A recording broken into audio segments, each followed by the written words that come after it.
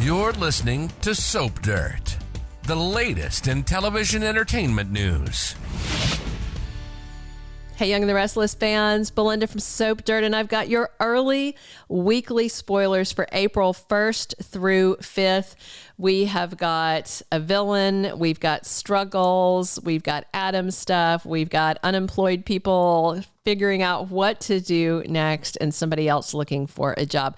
I've got a lot to unpack for you, but if you haven't already, please reach down and click subscribe so you don't miss any of our updates.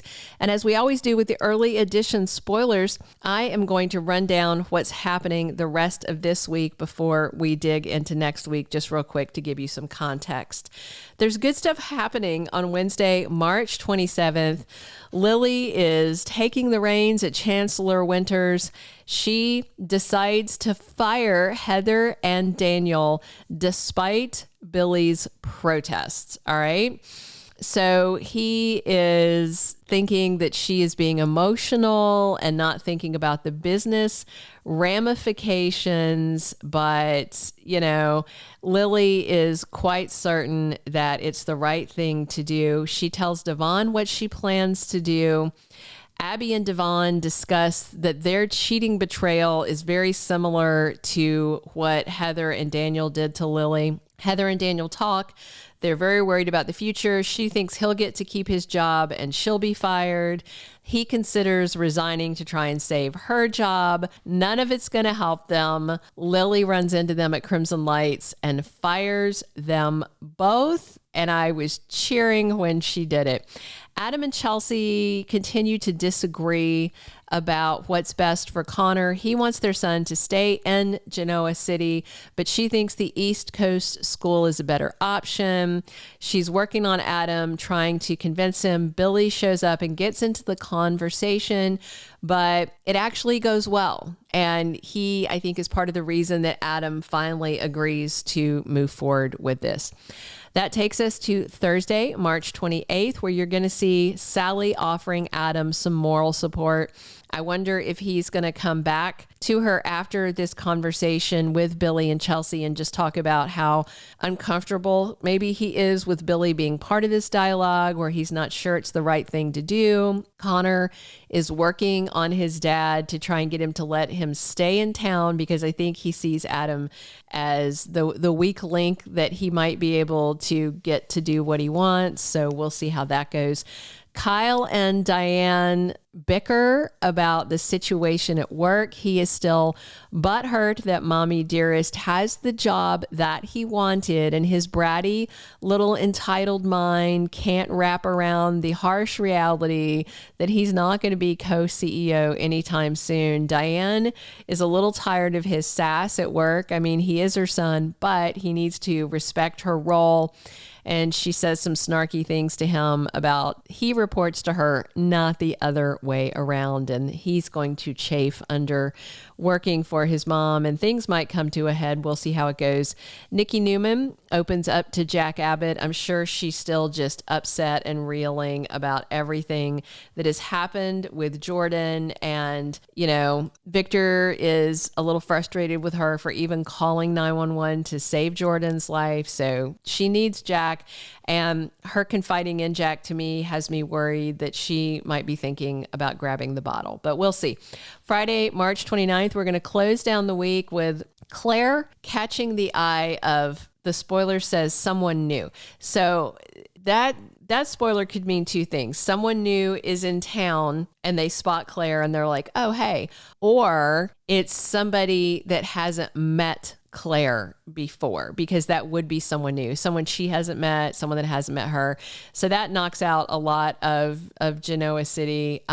If it is somebody new, I'm a little worried that it might be some past scheming partner of Jordan's or something. We'll see how it goes. Nick has some advice for Adam. Of course, Adam is very concerned about Connor. Nick has given him some good advice recently. They've been getting a little closer as brothers. They're not being so hateful to each other, and I appreciate that. And Nick has more advice. And I think Adam's going to listen to him, because for all of his dislike of Nick dating the same women that he likes to date, specifically Sally, I do know that Adam and I think we all know, respects Nick as a father. Victor tries to distract Nikki when her problems are eating at her, and that's how that week closes out. And then that takes us over to April 1st through 5th. So Jordan, last we saw her, was handcuffed to the hospital bed, talking about how she's going to bide her time, figure out what to do next. You know, I think she's accepted the inevitability of going back to prison.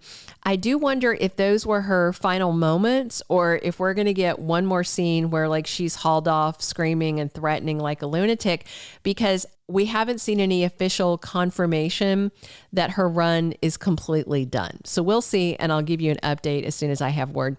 Nikki's struggle seems to still be getting to her, even though Jordan is in custody and doesn't seem to be a threat. You know, releasing somebody's addiction like that is just so cruel. And of course, it's not going to be something that Nikki can get over. But with the threat to her safety done, I still think that Victor should put her, or take her, ask her to go to rehab. You know, you shouldn't put somebody in rehab unless they're so far gone. She's not that far gone, but I do still think that she should be in rehab and could benefit from it. I think Adam is going to struggle with seeing Billy as this partner slash, you know, combined unit with Chelsea, not because they're dating. He doesn't seem to have a problem with that, but just because of Billy's growing role in Connor's life and his potential influence over his son and his involvement. But I do suspect they're not going to be back at war. Jason Thompson did an interview about that the other day, about how much he loves working with Mark Grossman in their roles as Billy and Adam, and how he really likes the evolution. And he thought it was very important the other day when Billy finally admitted to being behind the wheel to run him down.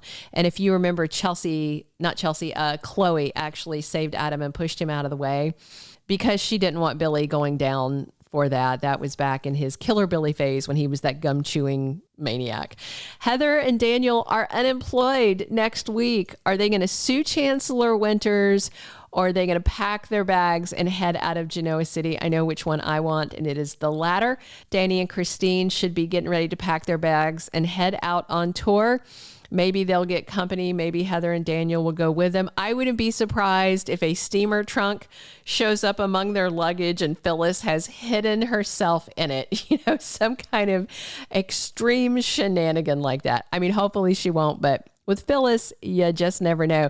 Get out one of her little wigs and pretend to be a roadie. Although, if Phyllis left town with them, I wouldn't, cry too much about that either. Claire might be getting a love interest. We'll find out more about this someone new the week of the 1st through the 5th. And Audra Charles needs a job. She has walked away from Glissade, walked away from Tucker. So I'm wondering if Nate Hastings might try and get her a role at Chancellor Winters. We'll see how it goes. Those are all of our early Y&R spoilers. Please drop your comments on what you're excited to see. Definitely subscribe if you haven't. And be sure and come back soon. We're here talking Y&R 7 days a week on the top YouTube soap opera channel. Thank you so much for dropping in. And as always, this is your host, Belinda from Soap Dirt. Thank you for being a loyal listener. Follow us wherever you get your podcast, because you don't want to miss the next episode. Soap Dirt is on all the major podcast platforms, including Apple Podcast, Spotify, iHeartRadio, and more.